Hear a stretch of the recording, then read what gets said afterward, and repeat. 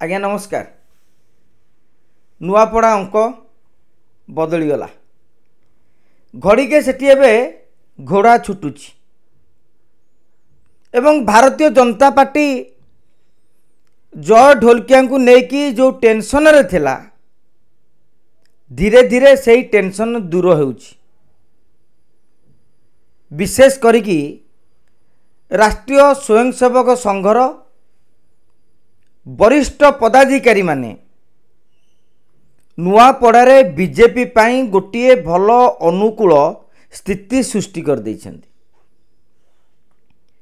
जय ढोलकिया भारतीय जनता पार्टी को आसीबा बेले जदुमणि पाणिग्राही कुआडे जिबे, बसंत पंडा अभिनंदन पंडांकर आभिमुख्य कौन रहिबो जदि से माने विरोध करती, जदि कहीं विजु जनता दल को जाती किंबा तांको समर्थक जदि रागे कांग्रेस को दियंती।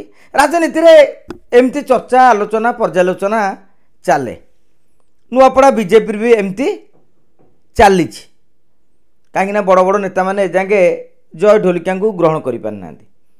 किंतु बीजेपी गोटे आश्वस्तर कारण होउची जदुमणि पाणिग्राही बुझीगले, जहाँ इलेक्शन भाषा कह जाए बर्तमान मैनेज हो गले।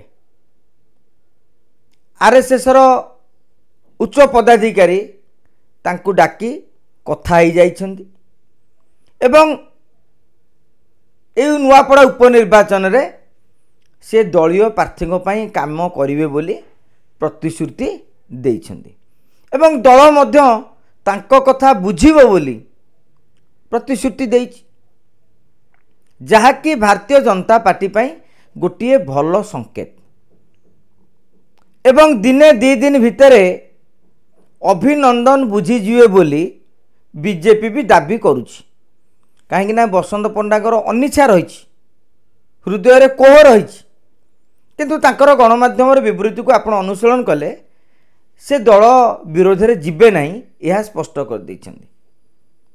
एवं अभिनंदन मध्य खूब शीघ्र कहीं दलर जिते बड़ बड़ नेता नुआपड़ा जीवार गोटे कार्यक्रम रही सेतेबेले अभिनंदन को मध्य दल मनई पारिबो। इतिमध्य अभिनंदन सह आरएसएस रो पदाधिकारी माने कथा भी हो सारी। गाय मोट कहले भारतीय जनता पार्टी एबे एकाठी लड़िबो। अभिनंदन और जदुमणिकर समीकरण ये जो चित्र स्पष्ट हवा परे नुआपड़ारे भारतीय जनता पार्टी स्थिति पूर्वापेक्षा मजबूती हो जाइए।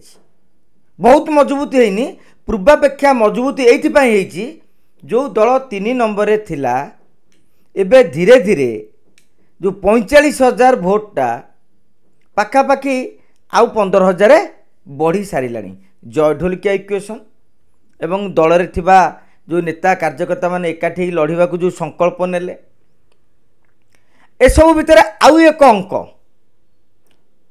2019 मसीह जदुमणि पाणिग्राही विद्रोही भाव निर्वाचन लड़ते।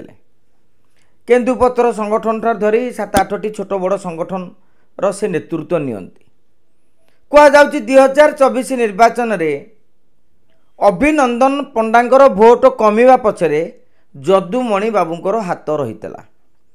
से सिना सीधा सड़क विरोध कले नहीं, किंतु जदुमणि बाबूंकर जो संगठन रही से माने सबू घासीराम माझी को स्वाधीन प्रार्थी को समर्थन करथिले। नुआपड़ार सबुठारु बड़ संगठन होउची जोरा हम कहती केन्दुपत्र संगठन। सेमानक भितरु अर्धाधिक भारतीय जनता पार्टी रे भोट देवे, बीजेपी को भोट देवे बोली दल भी दाबी करुछि। एवं एटा मध्य गोटे स्वाभाविक कथा। नवीन बाबू को अमल रे से निर्वाचन मंडली स्थानीय संगठन गुड़िक सरकार सांगे जाती, एबे मध्य से नेता माने जीवे बोली चर्चा होछि। अतएव जय ढोलकिया विजु जनता दल निश्चित भाव में किसी भोट भांगिक आणुछन्ति। भारतीय जनता पार्टी रे जो भोट विभाजन कथा थिला जेतेबेले जदुमणि बाबू बर्तमान नीरव ଏବଂ ମାନି ଯାଇଛନ୍ତି ଆଉ ବିଦ୍ରୋହ କରୁନାହାନ୍ତି କିମ୍ବା ଯେଉଁ ବିଜେଡ଼ିକୁ ଯିବେ ବୋଲି ଚର୍ଚ୍ଚା ହେଉଥିଲା ସେ ମଧ୍ୟ ବିଜେଡ଼ି ନେତାଙ୍କ ସହ କଥା ହେବାକୁ ମନା କରିଦେଇଥିଲେ। ତାଙ୍କ ସହିତ ଅନେକ ବିଜେଡ଼ି ନେତା ବି ଯୋଗସୂତ୍ରରେ ରହିଥିଲେ। ସମୟ ଗଡ଼େଇ ଗଡ଼େଇ ଚାଲିଲେ ଏବେଙ୍କର ଘଟଣା ହେଉଛି ତାଙ୍କ ମାନଭଞ୍ଜନ ହୋଇସାରିଛି। ତାମାନେ ବିଜେପିରେ ଆଉ ବିଭାଜନ ହେବାର ସମ୍ଭାବନା କମ୍ ରହିଛି। ଗାଇମୋଟ କହିଲେ ନ ହେବାର ମାନେ ଗାଇମୋଟ କହିଲେ ଏଇ କଥାକୁ ମୁଁ କହିବାକୁ ଚାହୁଁଛି ଯେ ଆଉ ବିଭାଜନ ମାନେ ଅଳ୍ପ କିଛି ହେଇପାରେ, ବଡ଼ ଧରଣର ହେବ ନାହିଁ। ସେପଟେ ଆଦିବାସୀ ସଂଘର ବା ଯେଉଁ କେନ୍ଦୁପତ୍ର ସଂଘର ତୋଳାଳୀ ସଂଘ ଯେଉଁମାନେ ଅଛନ୍ତି ସେମାନଙ୍କ ଭୋଟ ଯାହା ଘାସିରାମ ପାଖକୁ ଯାଇଥିଲା ତାହା ମଧ୍ୟ ଭାରତୀୟ ଜନତା ପାର୍ଟିକୁ ଆସିବ।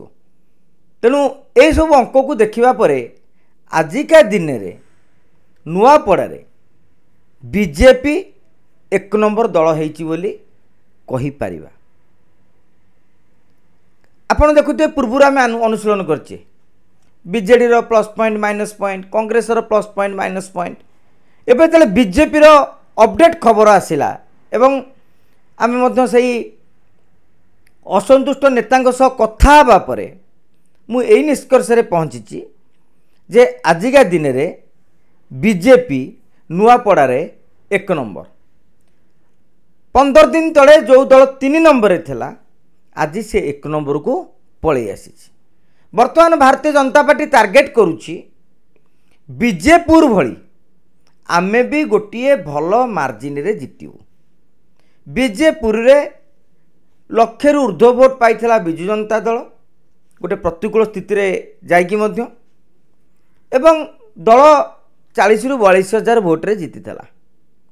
ବର୍ତ୍ତମାନ ଭାରତୀୟ ଜନତା ପାର୍ଟିର ଟାର୍ଗେଟ୍ ହେଉଛି ଯେ ନୂଆପଡ଼ାରେ ତ୍ରିମୁଖୀ ପ୍ରତିଦ୍ୱନ୍ଦିତା ହେଲେ ମାନେ ବିଜେପି, ବିଜେଡ଼ି ଓ କଂଗ୍ରେସ ଯଦି 3 ଜଣ ପ୍ରତିଦ୍ୱନ୍ଦିତା କରନ୍ତି ତାହେଲେ ଆମେ ଅତି କମ୍ରେ 30ରୁ 35 ହଜାର ଭୋଟରେ ଜିତିବୁ, ଯାହା ଭାରତୀୟ ଜନତା ପାର୍ଟିର ନେତାମାନେ ଦାବି କରୁଛନ୍ତି।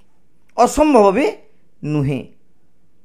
କିନ୍ତୁ ଯଦି ବିଜେଡ଼ି ଓ କଂଗ୍ରେସ ଶେଷ ମୁହୂର୍ତ୍ତରେ ତୃଣମୂଳର ସ୍ତରର ସ୍ଥାନୀୟ ନେତାମାନେ କିଛି ମିଶ୍ରଣ କରନ୍ତି ବା ମେଣ୍ଟ କରନ୍ତି ତାହେଲେ ଆଜ୍ଞା ଗଣିତ ବଦଳି ଯାଇପାରେ। ତେଣୁ ନୂଆପଡ଼ାରେ ଆଜିକା ଦିନରେ ଆମେ କହିପାରିବା ଭାରତୀୟ ଜନତା ପାର୍ଟିର ସ୍ଥିତି ମଜବୁତ ରହିଛି ଏବଂ ନିଶ୍ଚିତ ବିଜୟ ଆଡ଼କୁ ବଢ଼ୁଛି। କାହିଁକିନା ବିଜେଡ଼ି ଏଯାକେ ପ୍ରାର୍ଥୀ ଦେଇପାରୁନାହିଁ, ଅଙ୍କ କଷା ସରିଛି, ଦଳ ଟେନସନରେ ରହିଛି। ସେପଟେ କଂଗ୍ରେସର ଯେଉଁ ଆଦିବାସୀ ସମାଜର ଭୋଟ ଗତ ଥର ଯେତିକି ଯାଇଥିଲା ଘାସିରାମ ଗାଡ଼କୁ ଏବେ ଆଉ 20ରୁ 30% ଭୋଟ କମିଯିବା ନିଶ୍ଚିତ, ଯାହା ଭାରତୀୟ ଜନତା ପାର୍ଟି ଖାତାକୁ ଯିବ। ଏବେ ଦେଖିବାକୁ ବାକି ରହିଲା ବିଜେପି ପ୍ରାର୍ଥୀ କେବେ ଘୋଷଣା କରୁଛି, କେବେ ନୋମିନେସନ୍ ହେଉଛି ଏବଂ ପ୍ରଥମ ମିଟିଂ ହେଉଛି ଏବଂ ଯେତେବେଳେ ସବୁ ନେତା ଏକାଠି ହେଉଛନ୍ତି। ଆଜି ହୁଏତ ନେତାମାନେ ଏକାଠି ହେବେ ବୋଲି ସଂକଳ୍ପ ନେଇଛନ୍ତି। ନେତାମାନେ ଏକାଠି ହେବାର ସଂକଳ୍ପ ନେବା ଅଲଗା, ଦଳ ପାଇଁ ମଜବୁତ ହୋଇ କାମ କରିବା ବି ଅଲଗା। କିନ୍ତୁ ଅଭିନନ୍ଦନ ଓ ଯଦୁମଣି ଦଳ ପାଇଁ କାମ କରିବାକୁ ବାଧ୍ୟ ହେବେ, କାହିଁକିନା ସେମାନଙ୍କ ସହିତ ମୁଖ୍ୟମନ୍ତ୍ରୀ ମୋହନ ଚରଣ ମାଝୀ ସିଧାସଳଖ କଥା ହେବେ ଏବଂ ମୁଖ୍ୟମନ୍ତ୍ରୀ ସେମାନଙ୍କୁ ହିଁ ପ୍ରତିଶ୍ରୁତି ଦେବେ। ଦେଖାଯାଉ ନୂଆପଡ଼ାର ଅଙ୍କ କେଉଁ ଆଡ଼କୁ ଯାଉଛି।